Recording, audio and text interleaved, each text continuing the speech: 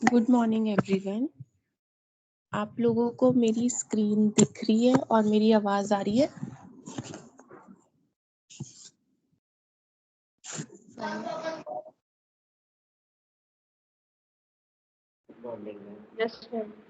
Okay, ठीक है।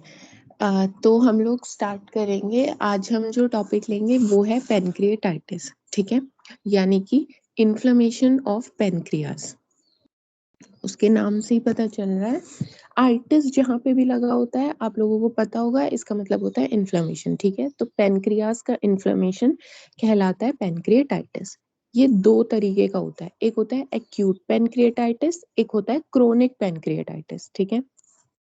इन दोनों में जो मेन डिफरेंस होता है, इन्फ्लेमेशन दोनों ही जगह है, इनमें मेन डिफरेंस बस इतना है कि एक्यूट वाले में कभी भी उसका फंक्शनल लॉस नहीं होगा, ठीक है, ऑर्गन को कोई डैमेज नहीं होगा जिससे उसका फंक्शनल लॉस हो। लेकिन क्रोनिक वाले में क्या है, परमानेंट लॉस हो जाता है उसके फंक्शन का। तो हमें डिफरेंस ये ध्यान रखना है कि एक्यूट पेनक्रिएटाइटिस का क्या मतलब होता है, इन्फ्लेमेशन है यहाँ पे पेनक्रियास का, और साथ ही साथ बायोकेमिकल डीरेंजमेंट्स, माने कि जब हम उसके टेस्ट करवाएंगे, कुछ बायोकेमिकल टेस्ट करवाएंगे तो उनमें हमको चेंजेस देखने के लिए मिलेंगे, और केवल इन्फ्लेमेशन वहां पे पेनक्रियास का होगा। किसी भी तरीके का permanent loss of tissue, pancreas के टिश्यू का परमानेंट लॉस या उसके फंक्शंस का परमानेंट लॉस, ये चीज हमको एक्यूट पेनक्रिएटाइटिस में नहीं देखने के लिए मिलेगी। क्रोनिक वाले में क्या होगा कि बार बार ये जो क्रोनिक पेनक्रिएटाइटिस वाला होता है, इसमें इन पेशेंट्स को ये बार बार इनमें एक्यूट पेनक्रिएटाइटिस का अटैक पड़ता रहता है, ठीक है। तो इसमें क्या होता है, recurrent attack of pancreatitis in patients में होता है, जिसकी वजह से ये क्रोनिक पेनक्रिएटाइटिस में बदल जाता है। और जब क्रोनिक पेनक्रिएटाइटिस होता है तो वहां पे फाइब्रोसिस होता है। ऐसा इसलिए क्योंकि यहाँ पे टिश्यू लॉस होता है, ठीक है, टिश्यू का डैमेज होता है। जब कभी भी कहीं पे टिश्यू का डैमेज होगा तो वहां पे क्या होता है कि हीलिंग के लिए फाइब्रोसिस होने लगता है, तो इसीलिए यहाँ पे फाइब्रोसिस होता है, ठीक है। और जिसके कारण फाइब्रोसिस होगा तो रिजिडिटी आ जाती है पेनक्रियाज में, और उसका जो अपना फंक्शन है वो लॉस हो जाता है, ठीक है। तो ये कहलाता है क्रोनिक पेनक्रिएटाइटिस, ठीक है। तो ये इसका मोटा मोटा डिफरेंस है। अब एक एक करके हम डिस्कस करते हैं कि एक्यूट पेनक्रिएटाइटिस में होता क्या है। तो एक्यूट पेनक्रिएटाइटिस किस तरीके से होता है, इसका जो मेन कॉन्सेप्ट या पैथोजेनेसिस है वो ऐसी है कि इंट्रा एसिनार एक्टिवेशन, एसिनार एक तरीके के सेल्स होते हैं, ठीक है, एसिनार सेल्स होते हैं पेनक्रियाज के अंदर, ओके। तो ये उनका इंट्रा एसिनार एक्टिवेशन हो जाता है वहां पे। जो भी पेनक्रियास के सेल होते हैं ना, उसके अंदर बहुत सारे एंजाइम्स होते हैं जो कि हमारे डाइजेशन के लिए यूजफुल है, ठीक है। ऐसा ही एक एंजाइम होता है ट्रिप्सिनोजिन, ठीक है। तो ये जो ट्रिप्सिनोजिन है, ये पेनक्रियास के सेल जिसका नाम एसिनार सेल है उसके अंदर मौजूद है। तो जब उस एसिनार सेल का इरिटेशन होता है तो जिसके कारण ये ट्रिप्सिनोजिन एक्टिवेट हो जाता है उस सेल के अंदर ही। नॉर्मली क्या होता है कि जब वो उस सेल से बाहर निकल के आता है, इंटेस्टाइन में आएगा जब, तभी एक्टिवेट होगा। लेकिन कुछ ऐसे फैक्टर्स होते हैं जिनके कारण ये जो ट्रिप्सिनोजिन है पेनक्रियास के अंदर होते हुए ही, मौजूद होते हुए ही वहीं एक्टिवेट हो जाता है। तो जब ये एक्टिवेट हो जाएगा तो बदल जाएगा ट्रिप्सिन में, और ट्रिप्सिन में बदलने के बाद क्या होता है कि ये जो एंजाइम है ये हाईली इरिटेंट होता है, ठीक है, क्योंकि ये बहुत ज्यादा इरिटेंट होता है, और पेनक्रियास के अंदर ही ये एक्टिवेट हो गया तो ये क्या करेगा, डैमेज करने लगता है पेनक्रियास को, बहुत ज्यादा इन्फ्लेमेशन वहां पे करवा देता है इरिटेट करके पेनक्रियास की टिश्यू को। जिसके कारण और क्या होता है कि जब इन्फ्लेमेशन हो रहा होता है तो लगातार वहां पे इन्फ्लेमेटरी मीडिएटर्स, यानी कि कुछ ऐसे फैक्टर्स जो कि इन्फ्लेमेशन के प्रोसेस को और ज्यादा बढ़ाएंगे, वो भी क्या है, एक्टिवेट होने लगते हैं। जैसे कि इंटरल्यूकिन 1, इंटरल्यूकिन 6, टीएनएफ अल्फा, ये कुछ ऐसे इन्फ्लेमेटरी मीडिएटर्स हैं जो कि पेनक्रियाज में एक्टिवेट होने लगते हैं। तो ये एक्टिवेट होंगे, ये और ज्यादा इन्फ्लेमेशन को बढ़ाएंगे, और ज्यादा इन्फ्लेमेशन होगा और ज्यादा पेनक्रियाज में इरिटेशन होगा और वो डैमेज होता रहेगा, ठीक है? इस तरीके से इसका कुछ कॉन्सेप्ट है। मेन यही है कि जब ट्रिप्सिनोजेन पैनक्रियाज के अंदर रहता हुआ ही एक्टिवेट हो जाए तो वो पैनक्रियाज को इरिटेट करके उसका इन्फ्लेमेशन करा देता है। नॉर्मल कंडीशन में हेल्दी इंडिविजुअल्स में कभी भी ट्रिप्सिनोजेन पैनक्रियाज के अंदर एक्टिवेट नहीं होता है, पहले वो इंटेस्टाइन में जाएगा, वहां जाके ही वो एक्टिवेट होगा, ठीक है?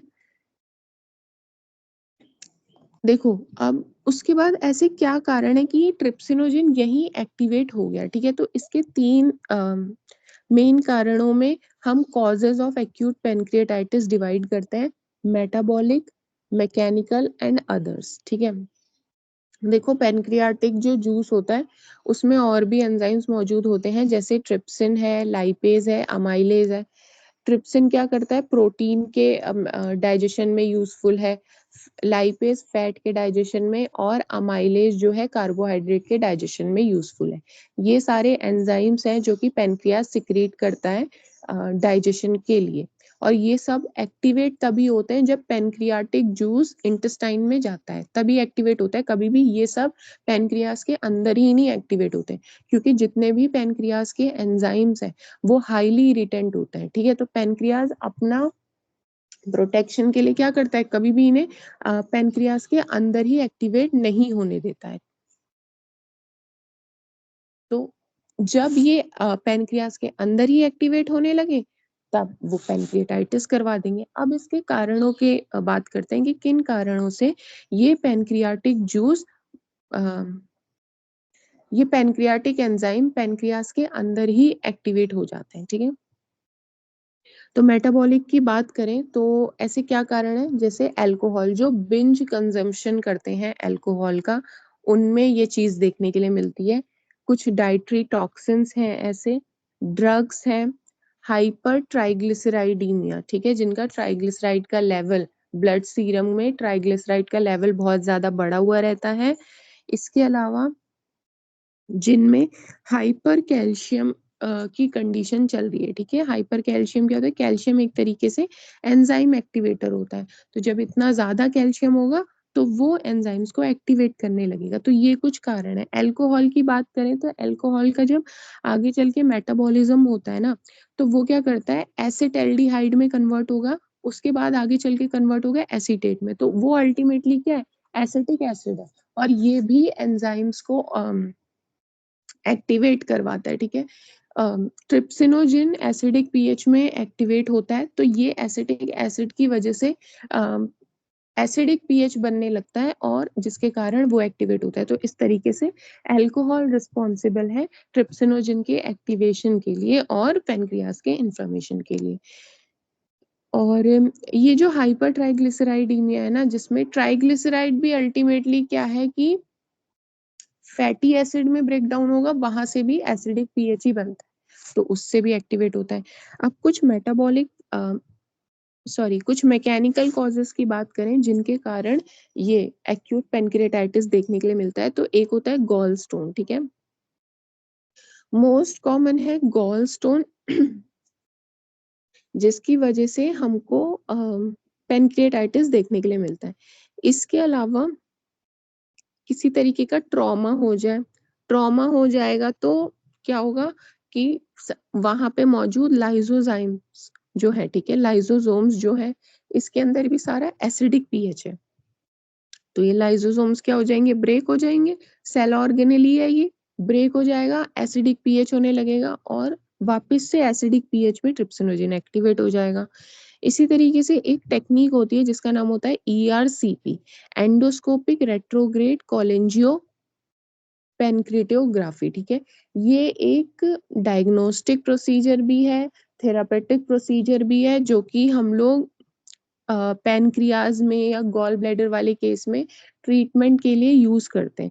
इसके यूज से भी हो सकता है कि पैनक्रियाज में किसी तरीके का डैमेज हो जाए और वो पैनक्रियाटाइटिस में फिर धीरे धीरे कन्वर्ट होने लगे, ठीक है? ये कुछ कारण आपने ध्यान रखने हैं इस वाले में। अदर्स की बात करें तो मम्स है, ठीक है, कॉकेक्सी वायरस है, साइटोमेगैलस वायरस है, सिस्टिक फाइब्रोसिस है, इन कारणों से पैनक्रिएटाइटिस हो सकता है, ठीक है? तो ये कुछ कारण हैं जो कि ट्रिप्सिनोजेन को एक्टिवेट करवाने के लिए रिस्पॉन्सिबल होते हैं और अल्टीमेटली एक्यूट पैनक्रिएटाइटिस करवाते हैं। अब अगर प्रेज़ेंटेशन की बात करें, क्लिनिकल फीचर्स की बात करें, तो जो एक्यूट पैनक्रिएटाइटिस का पेशेंट है, वो किस तरीके से प्रेज़ेंट करेगा, क्या कंप्लेन लेके हमारे पास आएगा? तो वो कहेगा कि उसको पेन हो रहा है at the abdomen in epigastrium region जो कि रेडिएटिंग टुवर्ड्स द बैक, ठीक है? इस तरीके से इस एरिया में उसको पेन हो रहा है, वो ऐसा बताएगा। ये एपिगैस्ट्रियम रीजन में वो पेशेंट पेन की कंप्लेन करेगा और साथ ही साथ कहेगा कि ये जो पेन है, पीछे की ओर टुवर्ड्स द बैक भी रेडिएट हो रहा है। तो इस तरीके की कंप्लेन करेगा वो पेशेंट। इसके अलावा जो उसका एब्डोमेन है, वो कैसा होगा? रिजिड हो जाएगा, बोर्ड लाइक, हार्ड हो जाएगा उसका एब्डोमेन, ठीक है? इसके अलावा वॉमिटिंग यहाँ पे उस पेशेंट को होगी क्योंकि ट्रिप्सिनोजेन सॉरी जब एक्टिवेट हुआ तो ट्रिप्सिन में बदला तो ट्रिप्सिन क्या होता है? पैनक्रियाटिक सारे ही जो एंजाइम्स है ना वो हाईली इरिटेंट होते हैं।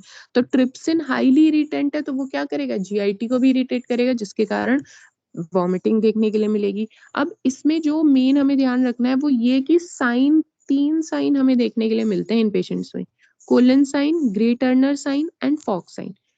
इसमें कोलन साइन का मतलब है discolouration around umbilicus, Grey sign का मतलब है discolouration around flanks and Fox sign का मतलब है इंग्वाइनल रीजन में डिस्कलरेशन, ठीक है? ये सारे कुछ हमें इन पेशेंट्स में देखने के लिए मिलते हैं। मैं आपको इसकी इमेज दिखा देती हूँ।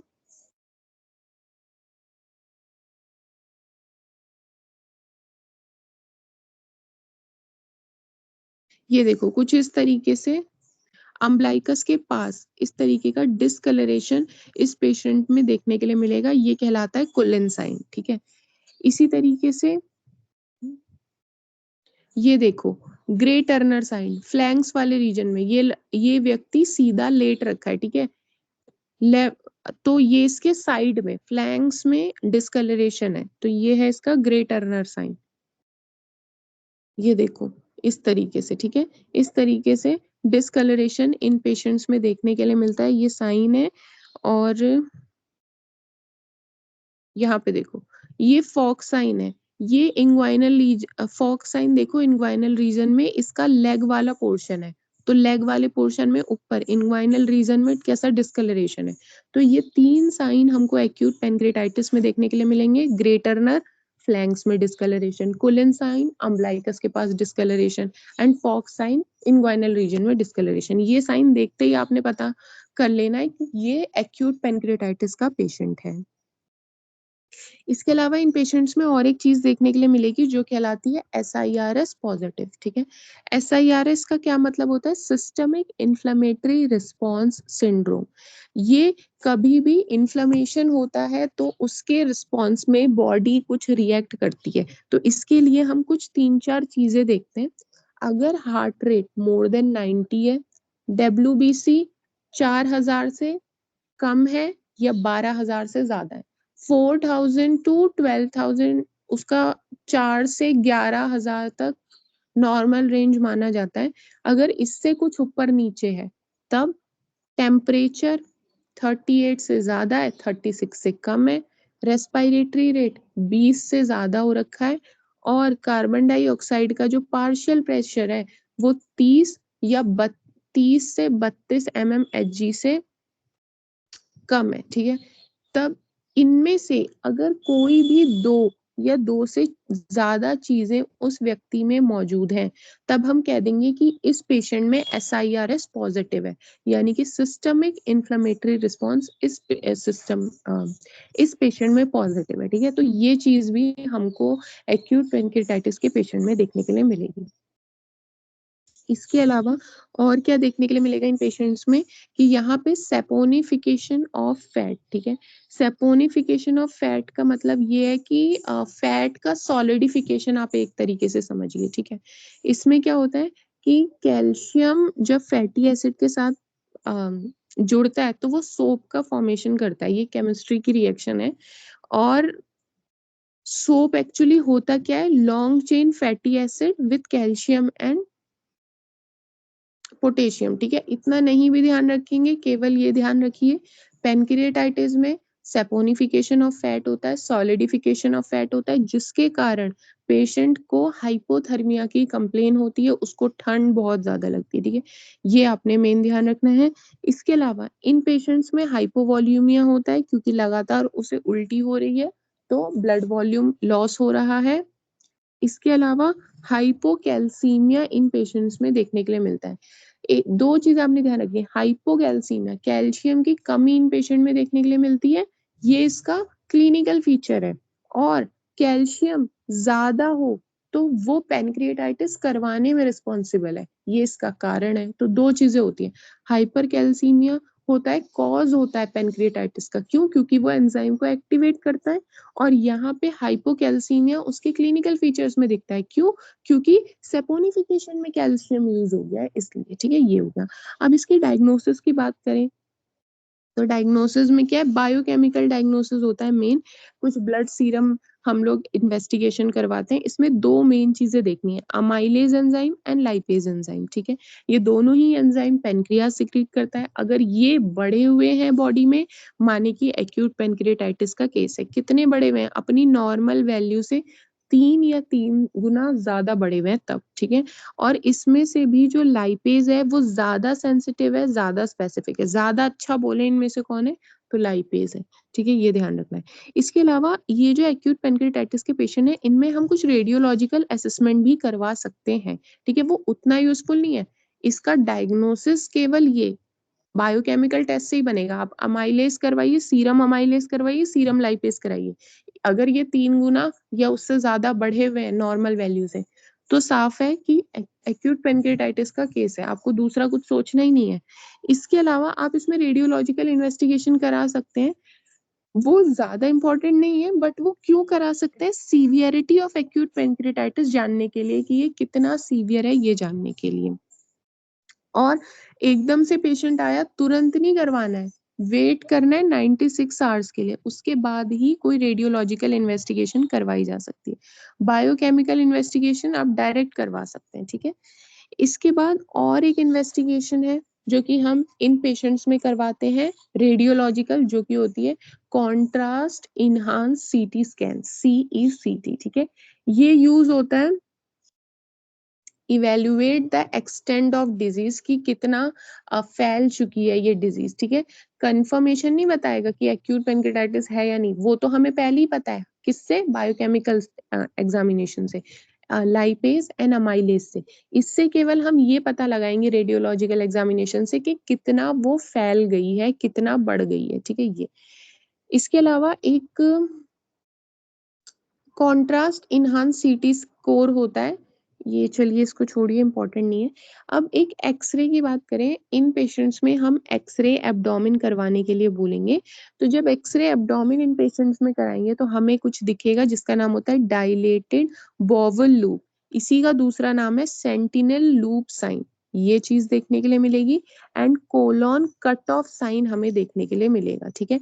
Colon cut of sine and sentinel loop मैं आपको दिखा देती हूँ कैसा दिखता है।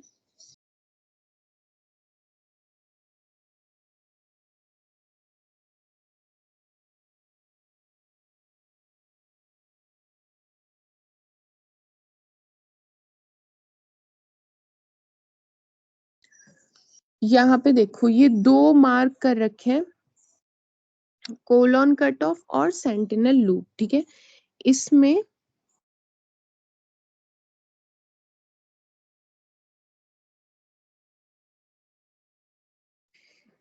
ये जो ऊपर वाली इमेज है इसमें क्या है कि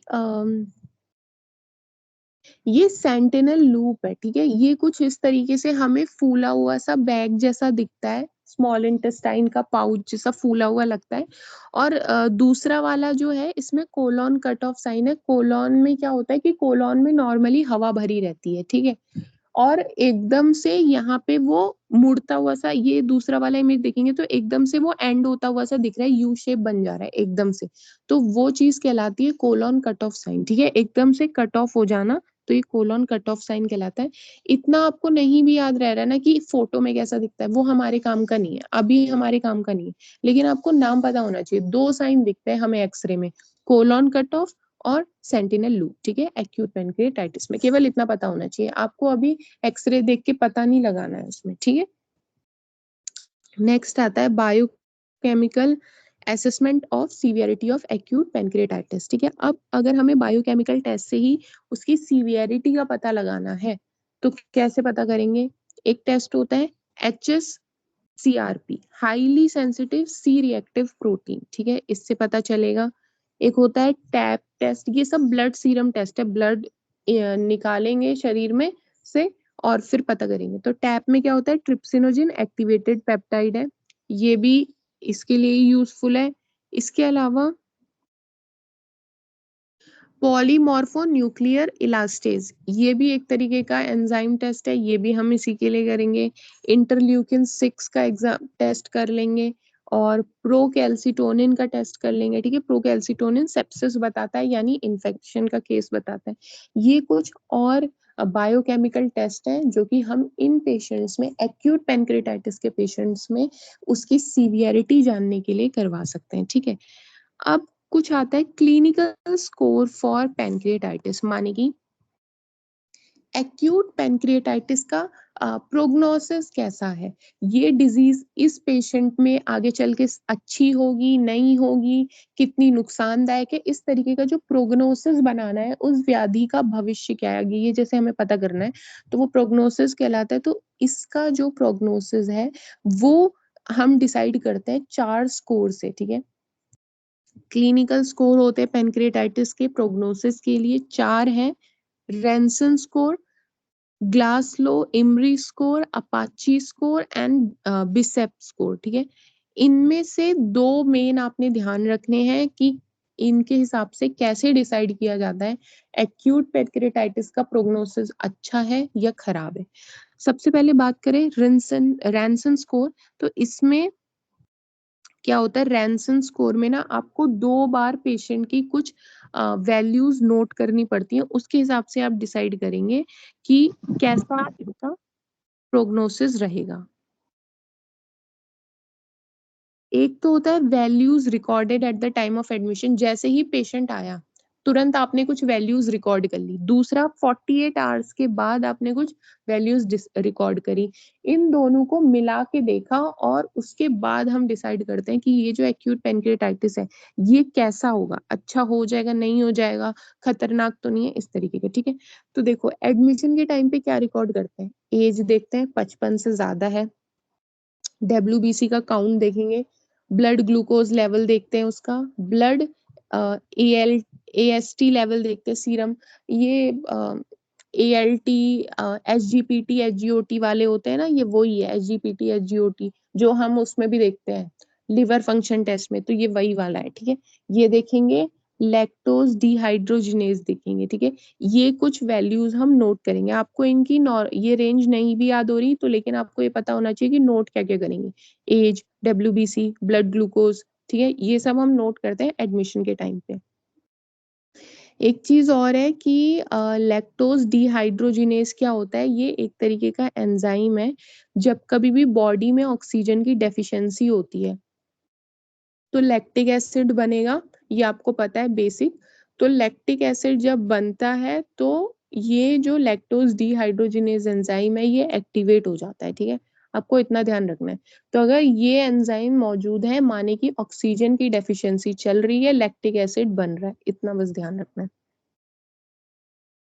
48 आवर्स के बाद हम क्या रिकॉर्ड करते हैं, 48 आवर्स के बाद हम देखेंगे फ्लूइड सिक्वेस्ट्रेशन, माने कि फ्लूइड लॉस हो रहा है क्या उसकी बॉडी से, ठीक है, कहीं पे कलेक्ट तो नहीं हो रहा बॉडी में जाके एडिमा की फॉर्म में, ये नोट करेंगे। इसके अलावा बेस डेफिसिट, यानी कि बेस की कमी, हमारा ब्लड का जो बफर मेंटेन है, एसिडिक और बेसिक दोनों चीजें वहां पे मेंटेन की हुई हैं, तो जो बेसिक वहां पे मेंटेन किया हुआ है हमारे ब्लड में, बफर बनाया हुआ है, वो डिस्टर्ब हो जाना, ठीक है, बेस डेफिसिट हो गया बॉडी में से। और ऑक्सीजन का पार्शियल प्रेशर, कैल्शियम का लेवल देखेंगे, ब्लड यूरिया नाइट्रोजन देखेंगे और हिमेटोक्रिट वैल्यूज वहां पे देखी जाएंगी, ठीक है। ये कुछ हम नोट करेंगे 48 आवर्स के बाद।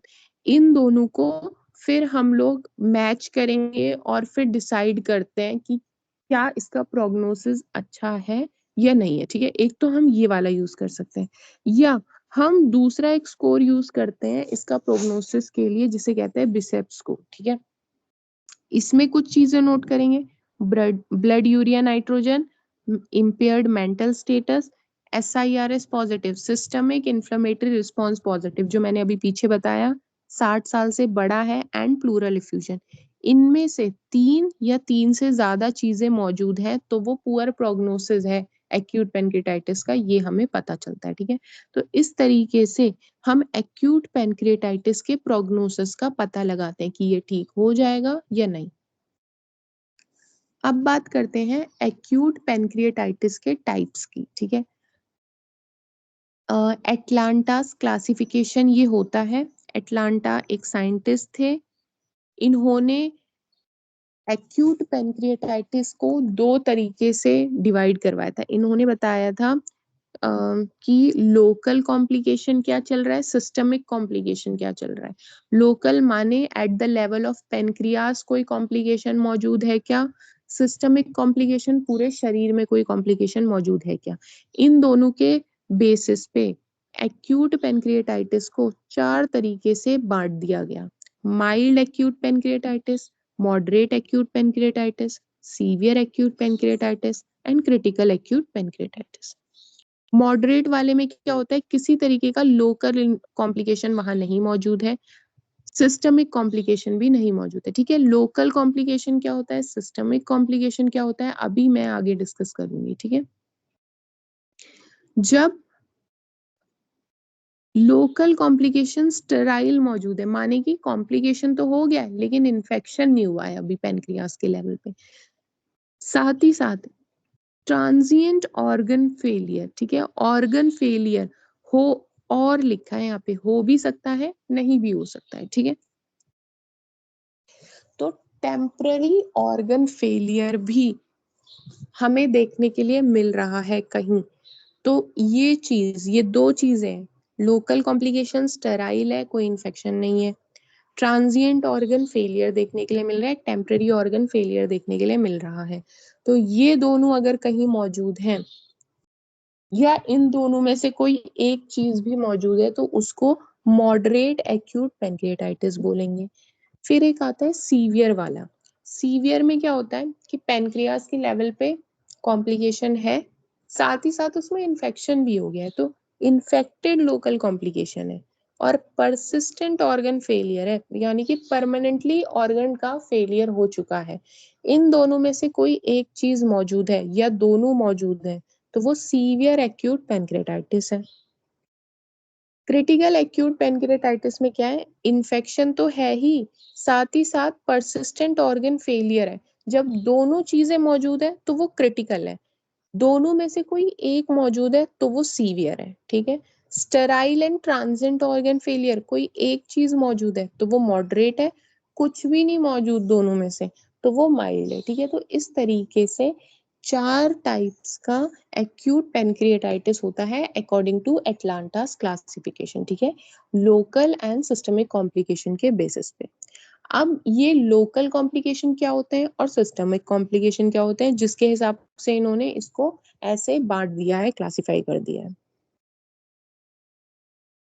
तो लोकल कॉम्प्लिकेशन की बात करें तो लोकल कॉम्प्लिकेशन क्या होता है, 2 में हम अगेन इसको डिवाइड करेंगे, ऐसे कॉम्प्लिकेशन जो विद इन 4 वीक्स हो गए, और ऐसे कॉम्प्लिकेशन जो कि 4 वीक के बाद हुए। तो विद इन 4 वीक होता है APFC, acute pancreatic fluid collection, और पहले इसे देखते हैं, ठीक है। एक्यूट पैनक्रियाटिक फ्लूइड कलेक्शन, जैसे उसके नाम से पता चल रहा है, एक्यूट पैनक्रियाटिक फ्लूइड कलेक्शन यानी पैनक्रियाज के आसपास फ्लूइड कलेक्ट हो जाना।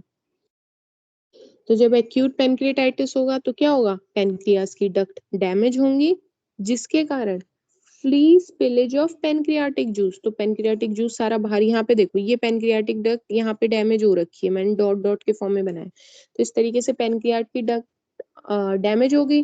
तो जब वो डैमेज हो गई तो वहां पे क्या है, पैनक्रियाटिक जूस है, तो जो पैनक्रियाटिक जूस है उसमें एंजाइम्स मौजूद है जो कि क्या है, हाईली इरिटेंट है। तो जैसे ही वो बाहर निकलेगा जूस, तो वो क्या करेगा, इरिटेट करेगा पेनक्रियास को, और उसके आसपास मौजूद जितना भी स्ट्रक्चर है उन सबको क्या करता है, ये जूस इरिटेट करता है। तो इरिटेट होने की वजह से वहां पे फिर फ्लूइड जो है निकलने लगता है आसपास के टिश्यूज से, और वो कलेक्ट होने लगता है पेनक्रियास के पास। और ये कलेक्ट कहाँ पे होता है, क्लियर फ्लूइड ओनली। जब केवल एक clear fluid around the pancreas collect होने लगे, तो इसको हम कहते हैं एक्यूट पेनक्रियाटिक फ्लूइड करेक्शन। ये पिंक कलर का जो मैंने ड्रॉ कर रखा है ना, ये पीछे, ये जो पिंक कलर का, ये इस तरीके का कुछ फ्लूइड जो है कलेक्ट हो जाता है। और ये कहाँ पे कलेक्ट होता है, मेनली मोस्ट कॉमन साइट जो इसका कलेक्शन का है वो लेसर सैक होता है। ठीक है, ये पेट बना रखा है मैंने, स्टमक है, ये स्टमक का लेसर सैक वाला पोर्शन है, वहां पे कलेक्ट होता है।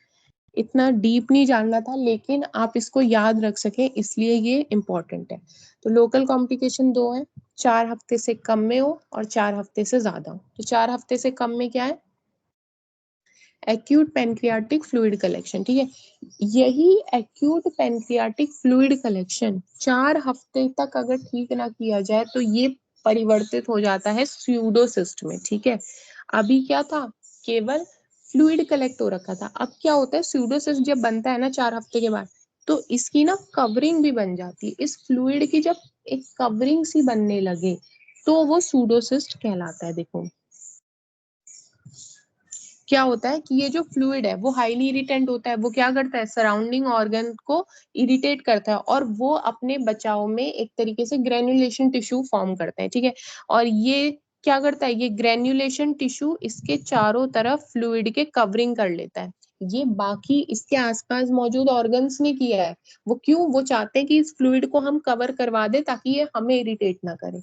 तो ग्रेन्युलेशन टिश्यू प्रोड्यूस हुआ जिसने इसको कवर कर दिया। ठीक है, तो ये चीज कहलाती है स्यूडोसिस्ट। ठीक है, और इसको स्यूडोसिस्ट इसलिए कह रहे हैं क्योंकि प्रॉपर एपिथेलियम की लाइनिंग नहीं है ये तो इसने आसपास के अपने ऑर्गन्स को इरिटेट किया है, उन्होंने अपने प्रोटेक्शन के लिए ग्रेन्युलेशन टिश्यू रिलीज किया है, इसलिए इसको ऐसा कहा गया।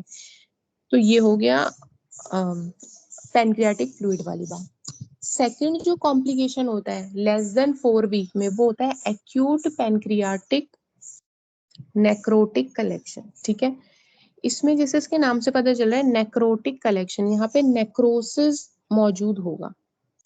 तो यहाँ पे क्या होता है, इस तरीके से फ्री फ्लूइड है, देखो जो ब्लैक डॉट बना रखे हैं मैंने, और जो ग्रीन कलर के बनाए हैं वो है नेक्रोटिक पेरी पेनक्रियाटिक टिश्यू। ये क्या होता है, जो ये लिक्विड है ना, क्योंकि ये हाईली इरिटेंट है, आसपास के टिश्यूज को इरिटेट करेगा, वहां पे कुछ डेड सेल्स बनने लगेंगे, और वो डेड सेल्स क्या इसमें आके गिरने लगते हैं इस फ्लूइड में।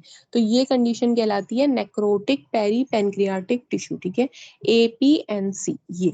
और 4 हफ्ते के बाद वही इसकी भी कवरिंग बन जाती है आसपास से, तो ये वॉल्ड ऑफ नेक्रोसिस कहलाने लगता है। ठीक है, ये देखो 4 हफ्ते के बाद कन्वर्ट हो जाएगा वॉल्ड ऑफ नेक्रोसिस में, जब इसकी भी कवरिंग बनने लगे। ठीक है, तो ये आपने ध्यान रखना है लोकल कॉम्प्लिकेशन। देखो इसको याद करने के लिए और बेटर समझने के लिए एक और चीज है कि जो फ्रेश जूस होता है उसको रिलेट किया जाता है APFC से। जो कैन जूस होता है, ठीक है, थोड़े टाइम मतलब रखा हुआ रहता है, पैक्ड जूस होता है कैन, वो सूडोसिस्ट है। और जो स्मूदी लाइक टेक्सचर है, माने वहां पे नेक्रोसिस का टिश्यू भी मौजूद है, तो वो APNC है, नेक्रोटिक टिश्यू वहां पे मौजूद है। ठीक है, तो इस तरीके से आप इसको याद करने के लिए ध्यान रख सकते हो कि एकदम क्लियर वाला, फिर थोड़ा सा जो बासी टाइप हो गया है जिसकी कवरिंग सी बन गई है वो सूडोसिस्ट, जो स्मूदी लाइक है जिसमें कुछ डेड टिश्यूज भी पड़े हुए हैं तो वो नेक्रोटिक है। ठीक है, तो ये हो गया इसका बेसिक लोकल कॉम्प्लिकेशन। आप लोगों को समझ में आ रहा है,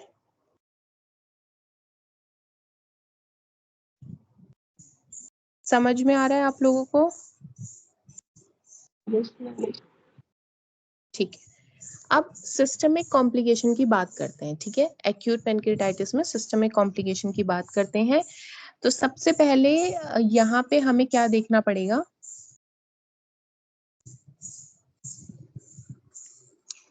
अलग अलग ऑर्गन पे किस तरीके से डैमेज होगा। अगर हम कार्डियोवास्कुलर सिस्टम की बात करें तो यहाँ पे क्या है, हाइपोवॉल्यूमिक शॉक देखने के लिए मिलेगा, ठीक है, क्योंकि यहाँ पे वॉमिटिंग भी कंप्लेन करा था पेशेंट, तो शॉक की कंडीशन आएगी, हाइपोवॉल्यूमिक शॉक है, सबसे मोस्ट अर्ली कॉम्प्लिकेशन होता है ये। इसके अलावा एरिदमिया देखने के लिए मिलेगा, क्यों, क्योंकि यहाँ पे कैल्शियम की कमी हो रही थी, हाइपोकैल्सीमिया हो रहा था ये। इसके अलावा इलेक्ट्रोलाइट का इम्बैलेंस था, इन दोनों ही कारणों से एरिदमिया देखने के लिए मिलेगा। सडन कार्डियक अरेस्ट भी यहाँ पे दिखेगा। रीनल फंक्शंस में क्या कॉम्प्लिकेशन है उसकी बात करें तो acute tubular necrosis, oliguria, acute kidney injury, ये सब कुछ हमें देखने के लिए मिलेगा। ब्लड लेवल पे हमें क्या देखने के लिए मिलेगा, तो फॉल इन हिमेटोक्रिट वैल्यूज, ठीक है, जो भी ब्लड की हिमेटोक्रिट वैल्यूज होती हैं, MCHC, ठीक है, मीन कॉर्पस्कुलर वॉल्यूम्स, तो वो जितने भी होते हैं ना वो सब डिरेंज रहेंगे, वो सब फॉल मिलेगा हमें। इसके अलावा डिसएमिनेटेड इंट्रावेस्कुलर कोएगुलेशन, ये एक डिजीज होती है जिसमें ब्लड वेसल्स में क्लॉट्स बनने लगते हैं, ठीक है, इतना ध्यान रखो, तो ये डिजीज भी हमें यहाँ पे देखने के लिए मिलेगी। इसके अलावा अगर रेस्पिरेटरी लेवल पे बोलें तो रेस्पिरेटरी लेवल पे लंग्स का कोलैप्स हमें देखने के लिए मिलेगा, ठीक है, ये ध्यान रखना है आपने।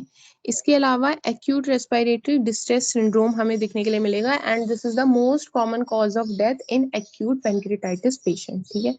प्लूरल इफ्यूजन है और निमोनाइटिस है, ये सब कुछ हमें देखने के लिए मिलेगा, ठीक है। इसके ये हो गए लोकल एंड सिस्टमिक कॉम्प्लिकेशन, जिसके बेसिस पे एक्यूट पेंक्रेटाइटिस को डिवाइड किया गया था। कुछ इसके मेटाबॉलिक भी कॉम्प्लिकेशंस हैं, जैसे कि हाइपोकैल्सीमिया है जो हम पढ़ चुके हैं, सेपोनिफिकेशन ऑफ फैट है, रेटिनोपैथी है, ठीक है, आंखों को भी डैमेज करता है, और हाइपरग्लाइसीमिया भी यहाँ पे देखने के लिए मिलता है। अब इसके मैनेजमेंट की बात करते हैं कि इसको ठीक कैसे करना है। तो इसके लिए हमें रेसिसिटेशन करना पड़ेगा, रिंगल लैक्टेट यहाँ पे हम पेशेंट में चलाएंगे, क्योंकि ब्लड वॉल्यूम जो उसका लॉस हो रहा है उसके लिए जो पूरा फ्लूइड लॉस हो रहा है, हाइपोवॉल्यूमिया की स्टेट है, तो 80 ड्रॉप्स पर मिनट के हिसाब से हम लोग एग्रेसिव रिससिटेशन यहाँ पे करेंगे रिंगल लैक्टेट से। इसके अलावा वेंटिलेशन का सपोर्ट है, एंटीबायोटिक्स है, एंटीबायोटिक्स तभी केवल जब इन्फेक्शन मौजूद है, इन्फेक्शन नहीं है तो नहीं देना है। इसके अलावा न्यूट्रिशन, यहाँ पे हमको क्या करना है, उसको एंट्रल न्यूट्रिशन फीडिंग ट्यूब से हमको उसको न्यूट्रिशन देना है, ठीक है, ये आपने ध्यान रखना है। अगर हम इन पेशेंट्स को लंबे समय तक नील पर ओरल रखते हैं, मतलब इनको नहीं दे रहे हैं, सिर्फ ड्रिप की फॉर्म में इनको दिया जा रहा है, आईवी से इनको न्यूट्रिशन दिया जा रहा है, तो उसमें क्या है, गट म्यूकोजा का डिस्ट्रक्शन होने लगता है,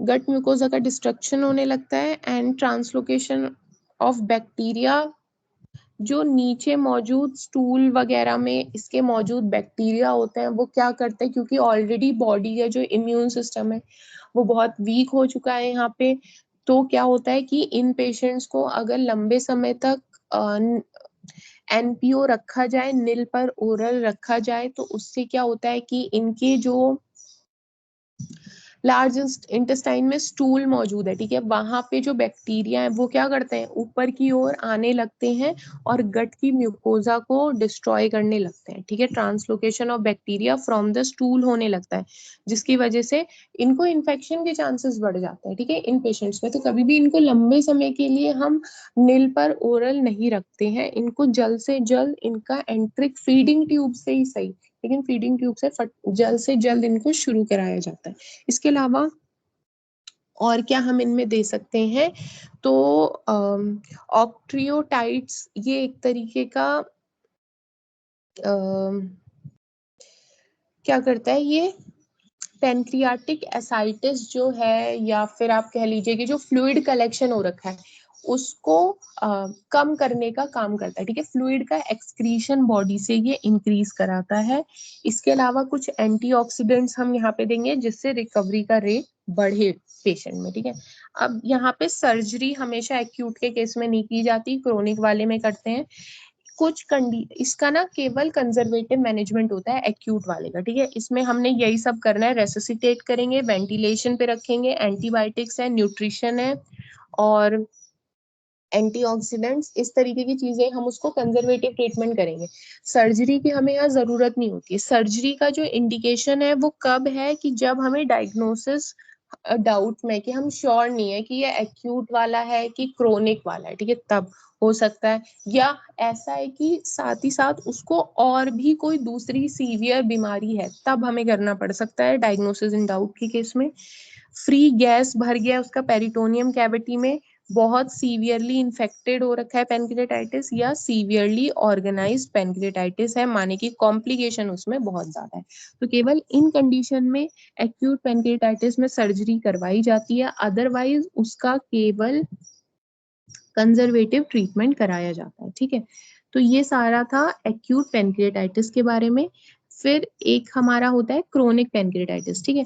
एक्यूट जैसे हमें बहुत डिटेल में पढ़ना होता है, क्रोनिक वाले में इतना कुछ डिटेल नहीं है, ये उसके कंपैरिजन में बहुत शॉर्ट में है, ठीक है। तो जैसे मैंने स्टार्टिंग में बताया था, एक्यूट और क्रोनिक में डिफरेंस ही ये है कि एक्यूट वाले में क्या है, परमानेंट लॉस नहीं है, टिश्यू का फंक्शन का लॉस नहीं है, लेकिन इसमें क्या है, परमानेंट डैमेज हो जाता है पेनक्रियास को, तो उसका जो परमानेंट फंक्शन है वो लॉस हो जाएगा। और ये हो क्यों रहा था कि जब बार बार किसी पेशेंट में एक्यूट पेनक्रियाटाइटिस या पेनक्रियाटाइटिस का अटैक पड़ रहा था, तब ये हो रहा था। तो इसका कॉन्सेप्ट क्या है, इसकी पैथोजेनेसिस क्या है कि सेंटिनल एक्यूट पेनक्रियाटाइटिस इवेंट, यानी कि रिकरेंट बार बार पेनक्रियाटाइटिस हो रहा है अगर किसी पेशेंट में, तो उससे क्या होता है, पेनक्रियाज में मौजूद stellate sales and myofibroblast sales, ये दोनों जो है एक्टिवेट हो जाता है, ठीक है। ये जब एक्टिवेट होते हैं ना, इनमें जो है मेमोरी होती है एक तरीके की, तो रिकवरी के बाद भी एक्यूट, क्योंकि इसमें बार बार अटैक पड़ रहा है एक्यूट पेनक्रियाटाइटिस का, तो जब रिकवरी हो भी जाती है ना, क्योंकि इन दोनों सेल्स के पास मेमोरी होती है, तो ये क्या करते हैं, इनमें इन्फ्लेमेशन लगातार बना ही रहता है, ये ठीक ही नहीं हो पाते, क्योंकि इतना ज्यादा वहां पे लगातार अटैक पड़ता है पेनक्रियाटाइटिस का कि ये ठीक नहीं होते, तो इन्फ्लेमेशन हमेशा स्टीलेट एंड मायोफाइब्रोब्लास्ट सेल के लेवल पे लगातार बना रहता है। अब इन्फ्लेमेशन मौजूद है तो इन्फ्लेमेटरी मीडिएटर्स भी आएंगे, ठीक है, इन्फ्लेमेटरी मीडिएटर्स आएंगे, और फिर क्या होता है, फाइब्रोब्लास्ट भी जो है बहुत ज्यादा बढ़ने लगता है, ठीक है। फाइब्रोब्लास्ट क्या कराएगा, फाइब्रोसिस कराएगा। फाइब्रोसिस से क्या होता है, परमानेंट एट्रोफी हो जाती है। फाइब्रोसिस से आप ऐसा समझो कि उसकी रिजिडिटी हो जाना, उसका श्रिंकेज हो जाना एक तरीके से, ठीक है, पूरा पेनक्रियास का टिश्यू श्रिंक हो जाता है, रिजिड हो जाता है, ये फाइब्रोसिस से हो जाता है, ठीक है।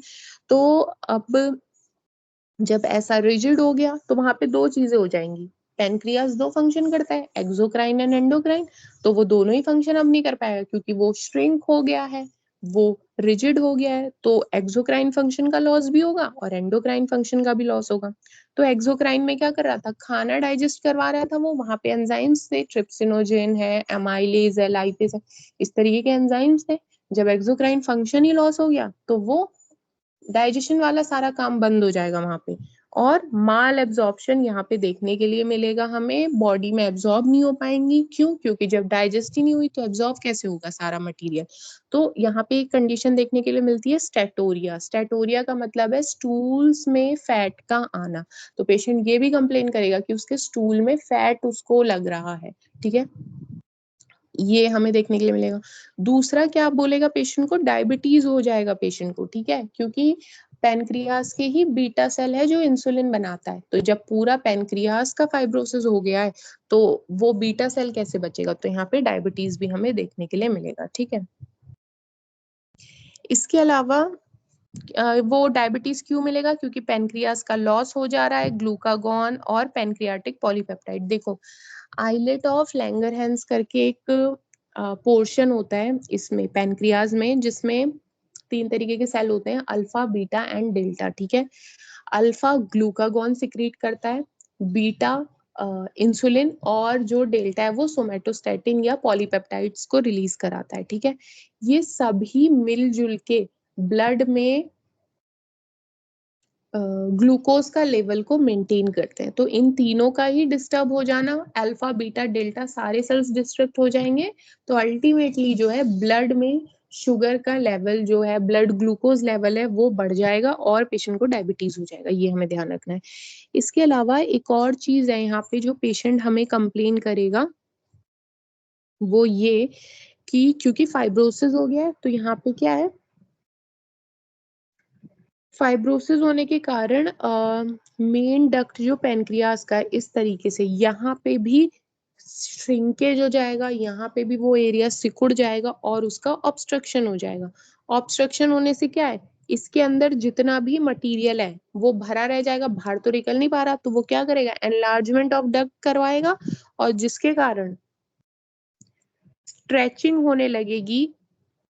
जब ये बहुत ज्यादा खींचेगा, भर गया है उसके अंदर, बहुत ज्यादा बाहर निकलने की जगह है नहीं, तो वो क्या है, स्ट्रेच होगी डक्ट बहुत, तो इससे रेट्रोपेरिटोनियल नर्व भी स्टिमुलेट हो जाती है, स्ट्रेच होने लगती है, और पेशेंट बहुत ही ज्यादा एक्सट्रीम पेन की कंडीशन लेके आता है। आप कोई पेन किलर दे दो उसको, कुछ आराम नहीं मिलता। तो हमें यहाँ पे क्या देना पड़ता है फिर, सीलिएक प्लेक्सस ब्लॉक हमको देना पड़ता है इस पेन को रिलीव करने के लिए। ठीक है, ये चीज आपने ध्यान रखनी है। इसके अलावा और ये इतना कुछ काम का नहीं है, मैं आपको बता चुकी हूँ पेनक्रेटाइटिस वाला में कि हमें डायबिटीज भी इन पेशेंट्स में देखने के लिए मिलता है। अब रिस्क फैक्टर की बात करें कि ऐसे क्या रिस्क फैक्टर है जो क्रोनिक पेनक्रेटाइटिस करा देंगे, तो इसको याद करने का ट्रिक है टाइगर ओ क्लासिफिकेशन। ट्रिक कह लो या ये इसी नाम से जाना जाता है, टाइगर ओ क्लासिफिकेशन। ठीक है, टी फॉर टॉक्सिन्स, कैसे टॉक्सिन, इन्फेक्शन है, हाइपर पैराथायरॉयडिज्म है, अल्कोहल है, कसावा है, टोबैको है, ये सब से। आई फॉर इडियोपैथिक है, जेनेटिक फैक्टर होता है जी से, जैसे प्रेस 1 प्रेस 2 जीन्स। ठीक है, ये आपने ध्यान रखना है। A for autoimmune pancreatitis है कहीं पे, and R for recurrent acute pancreatitis हो रखा है, तो ये एक रिस्क फैक्टर है। इसके अलावा ओ फॉर ऑब्स्ट्रक्शन, ऑब्स्ट्रक्शन किस किस से हो सकता है, स्टोन से, पेनक्रियाटिक डाइवर्जम से, एन्युलर पेनक्रियाज, ये सब तो नहीं भी ध्यान रखो, तो बस स्टोन वाला पॉइंट ध्यान रखना। ठीक है, इन सब से हो सकता है। इसके अलावा भी कुछ फैक्टर्स हैं जो कि रिस्पॉन्सिबल हो सकते हैं इसका क्रोनिक पेनक्रेटाइटिस के एज अ रिस्क फैक्टर के तौर पे, जैसे कि कोई मेलिग्नेंसी है। ठीक है, ये भी क्या है, एक तरीके से ऑब्स्ट्रक्शन करवा देगा और उसका रिस्क फैक्टर बनेगा। और स्फिंचर ऑफ ओडाई जो है, इसका डिसफंक्शन हो तो भी वो एक तरीके से क्रोनिक पेनक्रेटाइटिस का डिसफंक्शन करवा सकता है। अब इन्वेस्टिगेशन की बात करते हैं इसमें। ठीक है, देखो कंप्लेन तो वही है, पेशेंट बोलेगा माल एब्जॉर्प्शन हो रहा है, स्टेटोरिया हो रहा है, ठीक है, फैट निकल रहा है, पेन बोलेगा एक्सट्रीम पेन है। इसके अलावा डायबिटीज वाली कंप्लेन भी पेशेंट बोलेगा, और रिकरेंट पेनक्रिएटाइटिस है ऐसी वो कंप्लेन बताएगा। ठीक है, वो सारी कंप्लेन्स लेके आएगा वो। अब इन्वेस्टिगेशन की बात करें तो जैसे हम एक्यूट वाले के लिए मेन जो डायग्नोसिस बन रही थी वो अमाइलेज और लाइपेज के लेवल से बन रही थी, वहां पे रेडियोलॉजिकल वाला जो एग्जामिनेशन है वो बस सीवियरिटी जानने के लिए कर रहे थे। लेकिन यहाँ पे जो अब हम एग्जामिनेशन करेंगे वो हम करेंगे सारा रेडियोलॉजिकल। ठीक है, तो यहाँ पे इन्वेस्टिगेशन ऑफ चॉइस, आईओसी माने इन्वेस्टिगेशन ऑफ चॉइस जो है वो एमआरआई करते हैं हम। एमआरआई कराएंगे या कॉन्ट्रास्ट इनहांस सीटी स्कैन इन पेशेंट्स में हम लोग करवाएंगे। ठीक है, ये आपने ध्यान रखना है। इसके अलावा फीकल इलास्टेज करके एक एंजाइम होता है, इसका टेस्ट भी करा लेंगे। इसका टेस्ट कराने से हमें ये कंफर्म हो जाएगा कि पेशेंट का जो पेनक्रियाज का एक्सोक्राइन फंक्शन है, जो एंजाइम्स रिलीज करके डाइजेशन करवाने वाला फंक्शन है, वो भी हैम्पर्ड हो रखा है। ठीक है, इसके अलावा एक हम ये टेस्ट कराएंगे, एमआरआई है, कॉन्ट्रास्ट इनहांस सीटी स्कैन है, फीकल इलास्टेज है, और एंडोक्राइन फंक्शन काम नहीं कर रहा है कि डायबिटीज हो रखा है, वो कैसे पता करेंगे, तो इसके लिए इंसुलिन का लेवल कम मिलेगा और डिक्रीज पेनक्रियाटिक पॉलीपेप्टाइड, ये दोनों ही चीजें आइलेट ऑफ लैंगरहैंस से ही सिक्रीट होती हैं। ठीक है, तो ये दोनों ही ब्लड में कम मिलेंगी, और इनमें से भी ज्यादा इंपॉर्टेंट है ये। ठीक है, ये इन सब से कुछ हम पता लगा लेंगे, ये सब इन्वेस्टिगेशन होता है क्रोनिक पैनक्रिएटाइटिस का। अब देखो इसका ट्रीटमेंट क्या है? इसका ट्रीटमेंट इसको भी हम ट्राई करते हैं कि कंजर्वेटिवली ट्रीट किया जाए। ट्रीटमेंट ऑफ चॉइस जो है कंजर्वेटिव है क्रोनिक पैनक्रिएटाइटिस में। अगर पेन बता रहा है पेशेंट तो एनाल्जेसिक देंगे, पेन किलर, एनसेड्स देंगे, ओपियोइड्स देंगे, ठीक है। इन दोनों को खाने के लिए नहीं देंगे, सीलिएक प्लेक्सस ब्लॉक देंगे। क्यों? मैंने अभी पीछे बताया था कि उसको सीवियर पेन होता है, स्ट्रेचिंग हो जाती है रेट्रोपेरिटोनियल नर्व की, तो हमें क्या देना है? ये उसको इंजेक्शन के फॉर्म में देना है, सीवियर प्लेक्सस ब्लॉक के रूप में देना है और तुरंत सर्जरी का प्लान करना है, ठीक है, अगर बहुत सीवियर पेन की कंप्लेन पेशेंट कर रहा है। अब जैसे एक्सोक्राइन एंडोक्राइन दोनों फंक्शन खत्म हो गए थे, तो एक्सोक्राइन में क्या था? खाना डाइजेस्ट करवाना था। मेन जो दिक्कत आ रही थी लाइपेज के लेवल पे आ रही थी, तो लाइपेज क्या? फैट का डाइजेशन करा रहा है, तो जब डाइजेशन नहीं हो पा रहा तो स्टेटोरिया हो रहा था, माल एब्जॉर्प्शन था, फैट स्टूल में आ रहा था। तो मेन हम इसमें एक्सोक्राइन लाइपेज उसको खाने के लिए देते हैं, ठीक है। इसके अलावा एंडोक्राइन फंक्शंस के लिए जो उसको डायबिटीज वाली दिक्कत हो रही थी, तो इंसुलिन हम यहाँ इन पेशेंट्स में देंगे, ये ध्यान रखना है आपने, ठीक है। इसके अलावा अब कुछ सर्जरी की बात करें और ना यहाँ पे proton pump inhibitors PPI, proton pump inhibitors भी दे देंगे ताकि एसिड जो बहुत ज्यादा बन रहा है पेट में वो सब की भी तकलीफ पेशेंट को ना हो, ठीक है। तो एक्सोक्राइन के लिए हम क्या दे देंगे? एक तो लाइपेज दे देंगे उसको खाने के लिए, प्रोटॉन पंप, ओमाप्रेजोल वगैरह जो होती है ना उस तरीके की दवाइयां दे देंगे इसको, रेंटिडीन वगैरह जो आपने सुनी होंगी कॉमनली, ऐसी दवाइयां दे देते हैं। एंडोक्राइन में हम लोग क्या है इंसुलिन उसको देंगे। सर्जरी की बात करें ना तो ये बहुत बड़ा इस तरीके का चार्ट है, ये आपने नहीं करना है, इसमें केवल आपने कुछ सर्जरीज के नाम ध्यान रखने हैं, ठीक है। जैसे कि फ्रे सर्जरी होती है, केवल नाम नाम ध्यान रखना है। विप्पल सर्जरी होती है, फ्रे सर्जरी, विप्पल सर्जरी। आपको होती क्या है सर्जरी वो नहीं हमारे लेवल पे इम्पोर्टेंट है, सिर्फ केवल नाम नाम पता होना इज इम्पोर्टेंट। तो फ्रे सर्जरी, विप्पल सर्जरी, बीगर सर्जरी, ठीक है, बीगर सर्जरी, ये सब करवाई जाती है। इसके अलावा हाँ केवल ये 3 सर्जरी है जो आपके लेवल पे अभी इम्पोर्टेंट है। और पैनक्रिएक्टक्टमी, ठीक है, पैनक्रिएक्टक्टमी डिस्टल हो सकती है या और भी जिस भी लेवल पे होगा वहां, ठीक है। तो आपने 4 सर्जरी में याद रखना है, pancreatectomy, Frey's surgery, Whipple surgery and Beger surgery, ये हम 4 सर्जरी इन पेशेंट्स में करवाते हैं, ठीक है। तो इस तरीके से ये हमारा पूरा पैनक्रिएटाइटिस वाला टॉपिक खत्म होता है। आप लोगों को यहाँ तक अगर कुछ डाउट है तो पूछ सकते हैं, अदरवाइज आप इसको पढ़ लीजिएगा, मैं नोट शेयर कर दूंगी और क्लास के बाद ग्रुप में भी आप अपने डाउट्स डाल सकते हैं, ठीक है। यहाँ तक समझ में आया आप लोगों को?